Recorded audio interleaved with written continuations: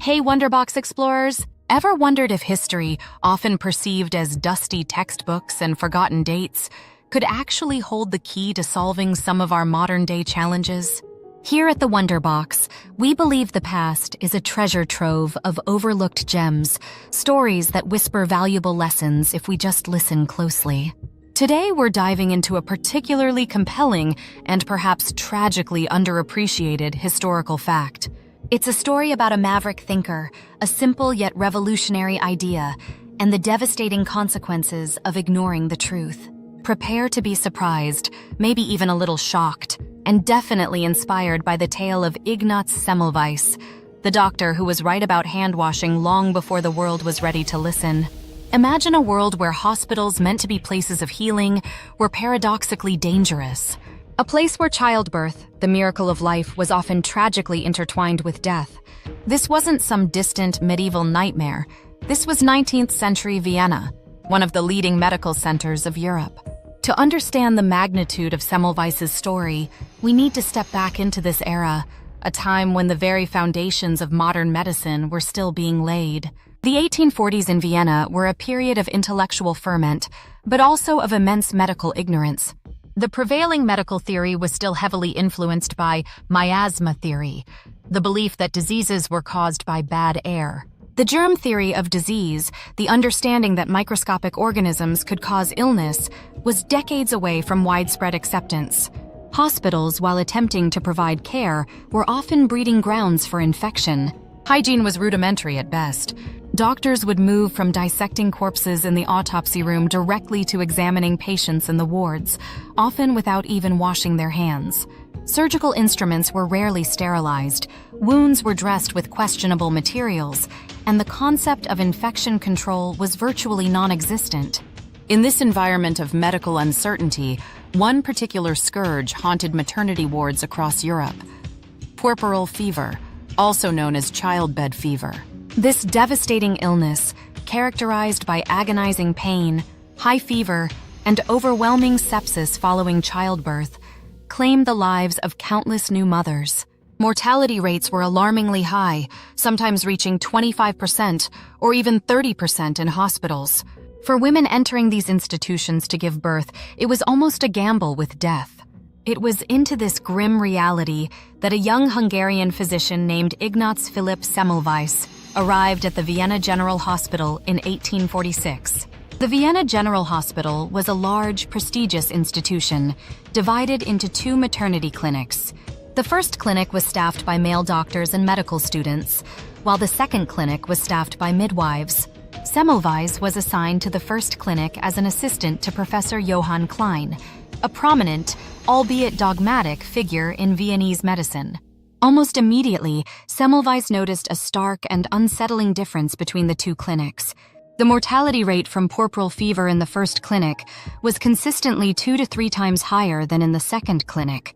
In the first clinic, approximately 10% to 20% of women died from childbed fever, while in the second clinic, the mortality rate was significantly lower, averaging around 2% to 4%. This disparity was a dark cloud hanging over the first clinic, generating fear and whispered anxieties among both patients and staff. Semmelweis was deeply troubled and perplexed by this discrepancy. He was a compassionate and meticulous observer, deeply committed to alleviating suffering. Unlike many of his contemporaries who seemed to accept the high mortality rates as unavoidable, Semmelweis was determined to find the cause and, more importantly, a solution. He embarked on a systematic investigation, meticulously examining every aspect of the two clinics, searching for any factor that could explain the difference. He initially considered and dismissed several prevailing theories. Could it be overcrowding in the first clinic? No, both clinics were similarly crowded. Ventilation differences? Unlikely, as both were in the same building. Dietary factors? Again, both clinics provided similar nourishment. Even the possibility of psychological factors, or inherent weakness of the patients in the first clinic, as some suggested, seemed flimsy and unconvincing to Semmelweis's logical mind. Then, in 1847, a tragic event occurred that would prove to be the pivotal moment in Semmelweis's quest. One of his colleagues, Jakob Kolechka, a professor of forensic medicine, accidentally pricked his finger with a scalpel during a post-mortem examination. Kolechka developed a severe infection and, after an agonizing period of illness, died. Semmelweis, who witnessed Kolechka's autopsy, was struck by the remarkable similarities between Kolechka's symptoms and those of women dying from puerperal fever. This observation sparked a crucial realization in Semmelweis's mind. He reasoned that both Kolechka and the mothers in the first clinic were dying from the same type of blood poisoning. The key difference, he hypothesized, lay in the source of the infectious agent. In Kolechka's case, it was from cadaveric matter introduced into his bloodstream through the scalpel wound. But what about the mothers? Semmelweis looked back at the routines of the first clinic. Doctors and medical students in the first clinic regularly performed autopsies in the morning before attending to patients in the maternity ward. The midwives in the second clinic, on the other hand, were not involved in autopsies and primarily focused on delivering babies. Suddenly, the pieces started to fall into place.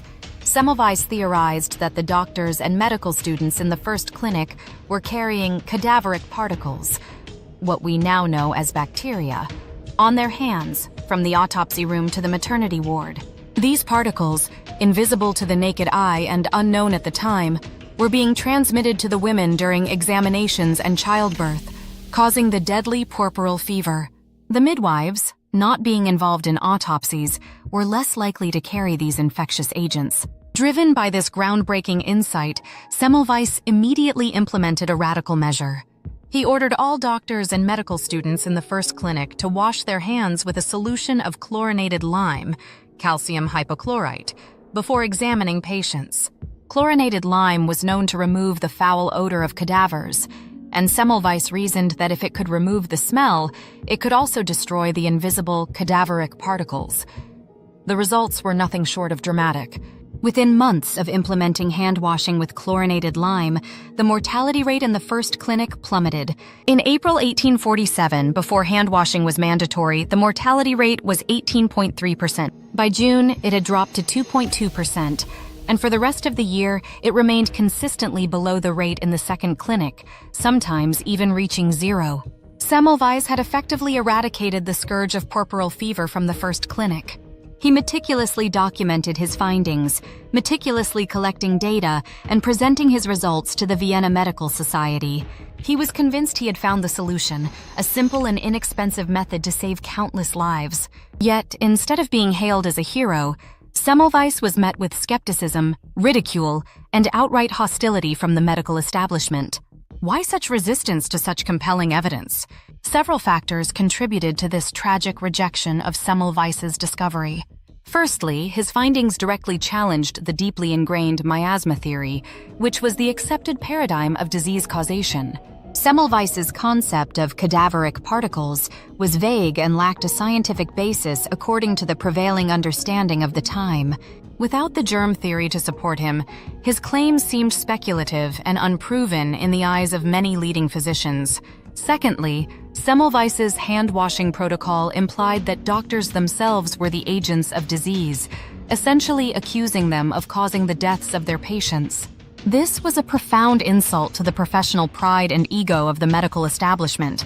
Doctors, especially prominent figures like Professor Klein, were unwilling to accept that their hands, symbols of healing and expertise, could be instruments of death. It was easier to dismiss Semmelweis than to confront this unsettling truth.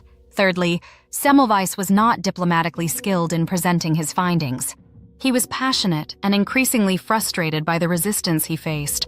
Instead of patiently explaining his theory and providing detailed scientific arguments, he became more and more forceful, even accusatory, in his pronouncements. He often clashed with his superiors, publicly criticizing their ignorance and negligence. This confrontational style alienated potential allies and further solidified the opposition against him. Finally, there was a general resistance to change within the medical establishment. New ideas, especially those that challenged established practices and threatened professional status, were often met with suspicion and inertia. The medical world of the 19th century was hierarchical and resistant to radical innovations, especially those coming from a relatively junior and outspoken physician like Semmelweis. Despite the overwhelming evidence and the dramatic decrease in mortality in his clinic, Semmelweis's pleas were largely ignored. Professor Klein, his superior, actively undermined his work and ensured he was not promoted. In 1849, Semmelweis was dismissed from the Vienna General Hospital. Disheartened and embittered by the rejection, he returned to his native Hungary in 1850 and took up a position at a small hospital in Pest. In Pest, Semmelweis once again implemented hand-washing protocols and achieved similarly remarkable results, drastically reducing puerperal fever mortality. He published his major work, The Etiology, Concept, and Prophylaxis of Childbed Fever, in 1861, detailing his findings and passionately arguing for the adoption of hand-washing. However, even this publication failed to gain widespread acceptance. The medical establishment remained largely unconvinced and continued to dismiss his ideas. Tragically, the years of rejection and frustration took a heavy toll on Semmelweis's mental health. He became increasingly erratic, prone to outbursts, and eventually suffered a mental breakdown. In 1865, at the age of 47, he was committed to a mental asylum. In a cruel and ironic twist of fate, he died just weeks later from sepsis, likely contracted from an infected wound he sustained in the asylum, the very type of infection he had dedicated his life to preventing. Ignaz Semmelweis died a broken and misunderstood man, largely unrecognized for his groundbreaking discovery during his lifetime. Yet, history would eventually vindicate him. In the years after his death, the germ theory of disease gained acceptance, thanks to the work of Louis Pasteur and Joseph Lister. Lister, inspired by Pasteur's work on microorganisms, adopted antiseptic surgery, drawing heavily on Semmelweis's principles, though perhaps unknowingly initially.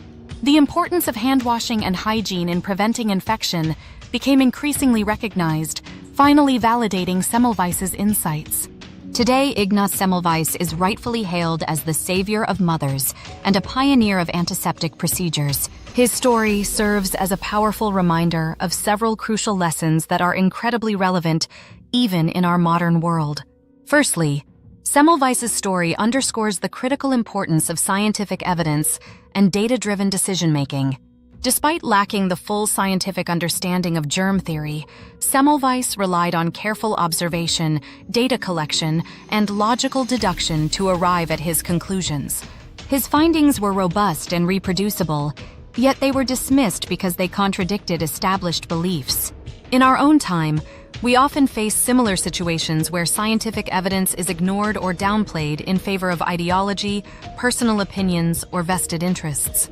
Whether it's climate change, vaccine hesitancy, or public health crises, Semmelweis's saga reminds us to prioritize evidence-based solutions and to be wary of dismissing inconvenient truths just because they challenge our preconceptions. Secondly, Semmelweis's experience highlights the dangers of professional arrogance and resistance to change. The medical establishment of his time was deeply entrenched in its beliefs and unwilling to admit the possibility of being wrong. The pride and ego of prominent physicians blinded them to the simple yet profound truth Semmelweis was presenting. Today, in all fields, from medicine to technology to politics, we must guard against intellectual arrogance and be open to questioning established paradigms. Innovation and progress require humility, a willingness to learn, and the courage to embrace new ideas, even if they challenge our deeply held beliefs. Thirdly, Semmelweis's story demonstrates the value of questioning authority and the importance of critical thinking. He dared to challenge the prevailing medical dogma, to question the practices of his superiors, and to trust his own observations and reasoning. This critical thinking and intellectual independence were essential to his breakthrough. In a world increasingly saturated with information and misinformation, the ability to think critically, to question assumptions, and to seek evidence-based answers is more vital than ever. We should all strive to cultivate a spirit of healthy skepticism and to encourage independent thought, even when it challenges established authority. Fourthly, Semmelweis's tale reminds us of the power of simple solutions. His discovery was not based on complex technology or expensive interventions. It was a simple, low-cost measure, hand-washing, that had a profound impact on saving lives. Often, in our complex world, we tend to overcomplicate solutions, overlooking the power of basic, common-sense approaches. Semmelweis's legacy encourages us to look for simple, effective solutions and not to dismiss them just because they are not technologically advanced or expensive. Finally, and perhaps most tragically, Semmelweis's story serves as a cautionary tale about the devastating consequences of ignoring science and dismissing visionary thinkers. The medical establishment's rejection of Semmelweis's work cost countless lives. For decades, women continued to die needlessly from puerperal fever because a simple solution was ignored. This historical tragedy should serve as a stark reminder of the real-world consequences of intellectual blindness and the immense value of listening to those who dare to challenge the status quo, especially when their ideas are supported by evidence. In our own time, as we grapple with global pandemics, environmental crises, and complex societal challenges, the lessons of Ignaz Semmelweis remain profoundly relevant. His story calls for us to embrace scientific rigor, to cultivate intellectual humility, to encourage critical thinking, and to recognize the power of simple solutions. Let us remember the tragic fate of this visionary doctor, not only as a historical footnote, but as a powerful reminder of the enduring importance of truth, evidence, and the courage to challenge the established order in the pursuit of a better world. Semmelweis's legacy is not just about handwashing. It's about the triumph of evidence over dogma, of reason over prejudice, and of compassion over indifference. If you found this story insightful and thought-provoking, please give us a like and subscribe to the Wonderbox for more journeys into the fascinating corners of history. Let's continue to learn from the past, together, to build a brighter future.